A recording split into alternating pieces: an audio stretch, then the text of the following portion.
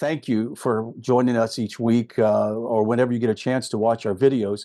Make sure, do us a great favor and take time to subscribe to the subscribe button. And if you want to get notified of our latest post, hit the little bell that's right near there, and you'll be sent personal alerts on YouTube to show you that we have new classes posted. It'd be great. It is a great support. And also, I want to appreciate those who don't attend the class every week and are able to watch it either through their subscription to NETIV.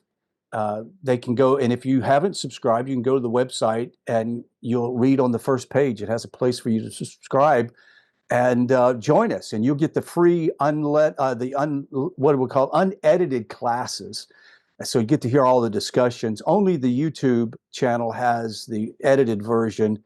And so, and just because we want the discussions to be free flowing without someone being concerned that they're going to be heard or asking their questions, we want to make sure that it's a safe environment. So if you would like to join us, we would love to have you here.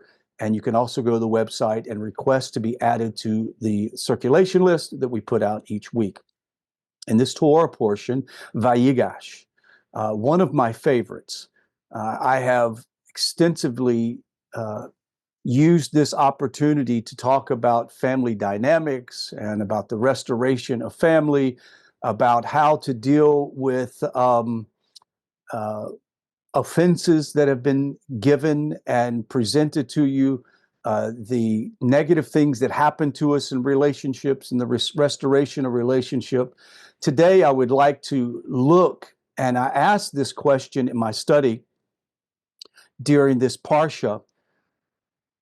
Joseph's approach was a very careful approach to his brothers, and particularly in the dramatic moment where he reveals his identity, reflects deeply the emotional, spiritual, and strategic considerations that took place with Joseph.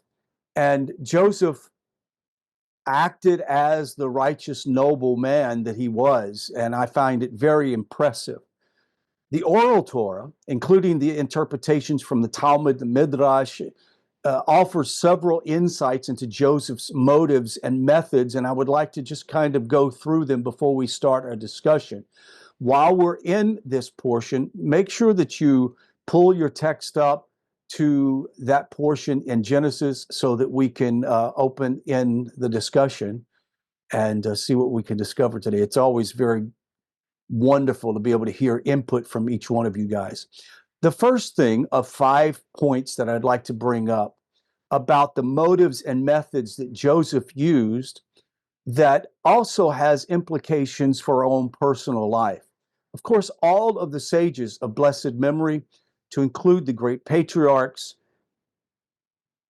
exhibited tremendous amount of virtue in their lives, though not always perfect, as we would see it probably in a postmodern era.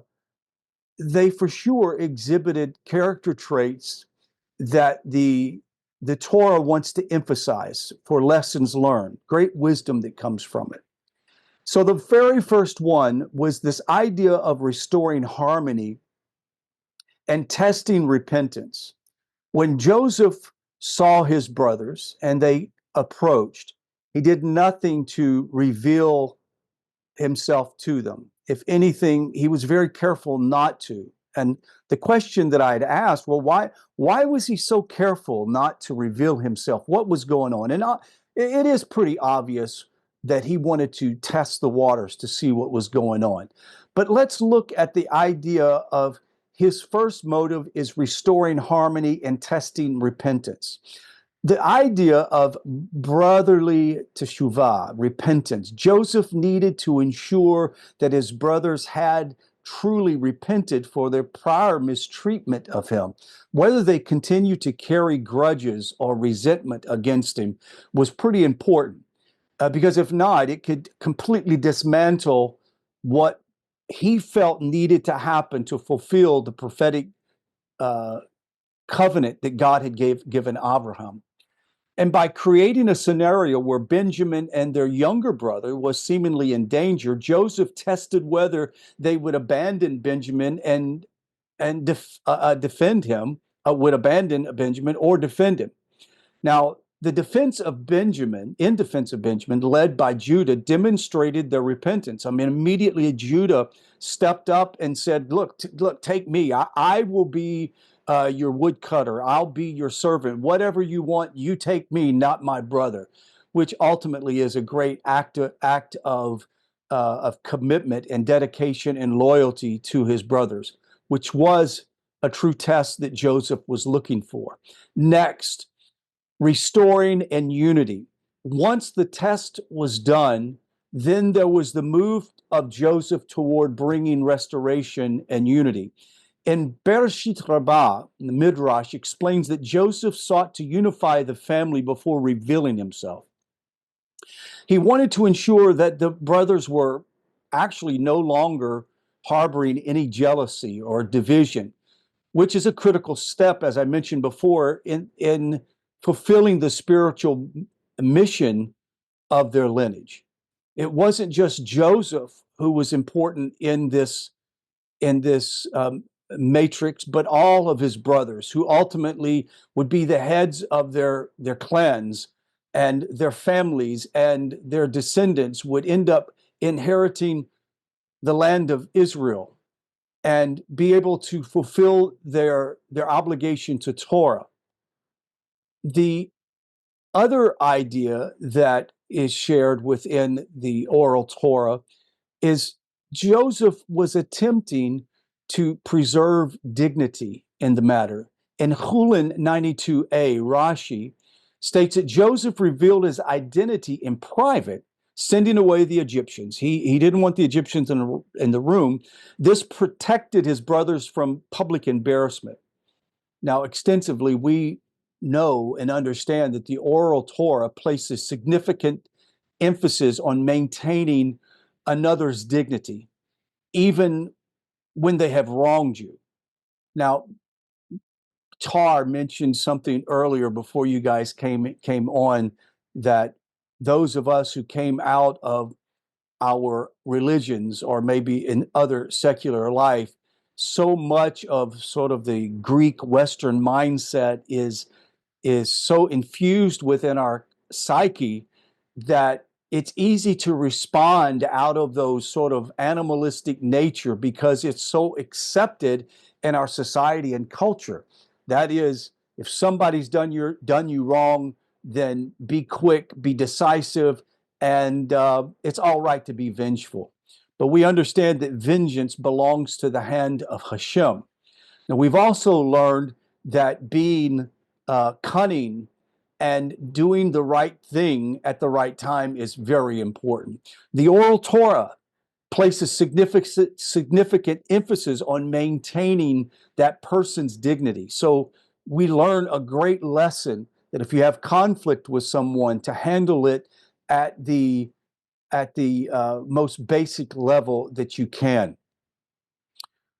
I'm often reminded of the era that existed prior to the postmodern era. And I would say the death of that probably was sometime after the Second World War, sometime maybe in the 60s or 50s. But prior to that, in the Victorian era, even though it had its flaws, there was a tremendous amount of attention paid to decorum and proper approach to dealing with situations. And this is one of the examples. It's a time-honored tradition of making sure that to do the right thing often means you keep silent for a while. You tactically approach something to see what you should do before you do it. The third thing is ensuring the fulfillment of prophecy. You see, Joseph understood something very young. He shared as a very young man to his brothers that his brothers would bow down to him. It was in a prophetic dream. And of course, his brothers were put off by the whole thing. They were not happy about it because they figured he was being a petulant young man who thought himself higher than them. And the Midrash notes that Joseph recognized these dreams as divine messages. Now, by orchestrating the events as he did, Joseph ensured that the complete fulfillment of his visions would end up taking place, and they did. And remember, his brothers came into the room where they were literally in fear of their life. They weren't really sure.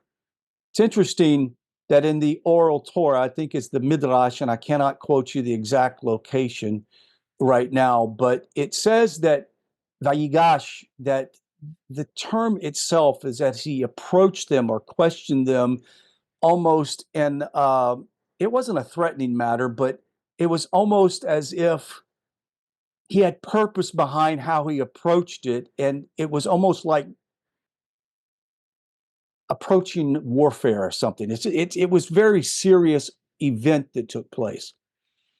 Let's next look at the idea of healing past trauma and how important it is for us to carefully guard ourselves and guard also those people that are around us uh, that that really we may not have had a good past with, and how important it is to know that our own personal destiny can be tied up in how we don't handle something right or how we handle something right with a loved one, with a friend, a business partner. It doesn't matter who it is. Joseph understood the pain of his brother's experience after selling them. And it's interesting that he really did begin to understand how powerful it was for his brothers to do what they did to him. But notice that you're not able to sympathize or empathize with another person's action until you kind of walk in their shoes and embody their subsequent guilt. And it appeared that he had done so in such a way that he was careful. The careful and dramatic manner of his revelation allowed for a sort of a cathartic moment for his brothers, offering them an opportunity for an emotional release and healing. And when we read the story of how he fell upon their shoulder and they wept, what an amazing emotional environment that took place. Now, we all understand the restoration of relationships don't always end that way or even begin that way. I had someone call me today, was lamenting about a very dramatic family situation. And he has an elderly mother who's 98 years old, and his sister is taking care of her in Illinois. And he was talking about how another sister called and was being a bit contentious about something, unnecessarily contentious about her sister's decision on how she would take care of their mother. And the person I was talking to on the phone, he said, I just was so upset by the fact, not by what she was saying, but why she was saying it. I understood that she was saying it only just to stir a mess, because he said, this is how my sister has always been. And he's almost relegated to feeling like he doesn't feel like she'll ever change, and he doubts the situation will change. Now, why did I say that? Because to have complete healing of past trauma requires two people to waltz together. It takes two righteous people to be able to bring healing to a relationship. And I don't think that we should fool ourselves into thinking that if we do the right thing, they will end up doing the right thing and falling on your shoulder and weeping. That doesn't always happen. But notice in this, it took two very righteous groups of, actually, the whole group of brothers were very righteous at that point and had gone through their time. And as we remind ourselves, and we've probably reminded other people around us, time heals everything. Give time, just give time, and time heals everything. The last of these observations that I made in the study this week of the Torah portion and what the great sages of blessed memory say about this text is Judah's leadership in the role. The oral Torah highlights Judah's pivotal role, actually, in this narrative. His passionate plea for Benjamin's release and willingness to sacrifice himself demonstrated really the true leadership and the transformation from his earlier actions. There have been oftentimes we've heard stories of someone taking the fall for another person's action because they didn't want to have that other person who did the act be humiliated or punished for whatever reason. They take the fall for it. And that is a loyalty to the highest degree. We have this phrase that we say, especially to do with those who have fallen in combat or died as a public servant somewhere, protecting another person. Greater love hath no man that he laid down his life for a friend. That is the ethos that Judah provided during this time. And Joseph, seeing this, recognized that his family's spiritual foundation was well seated and intact. He knew at this moment that restoration could be complete. Now, the sum of this short presentation, Joseph carefully approached in this parsha, his careful approach in this parsha, is viewed by the oral Torah as a master class and a master blend of strategy and compassion and spiritual foresight. His action not only reconciled the family, but also set the stage for their growth and for a united nation. May this story inspire Kol Israel, all of Israel, to realize how important it is for their unity, for every Jewish man, woman, and child to begin to unite, regardless of their background, whether they're Sephardic or Bukharian, whether they're from Russia. It doesn't matter. Whether native-born Israeli, it doesn't matter. May they all be united. May we, as B'nai Noach, be united to bring light and illumination to the world as we reflect the Torah that has been given to us by not only Hashem, but preserved by the Jewish people. So that concludes my part of the presentation. Let's get into the text, or first of all, let's start with any commentary or anybody that would like to add to or comment about what I said.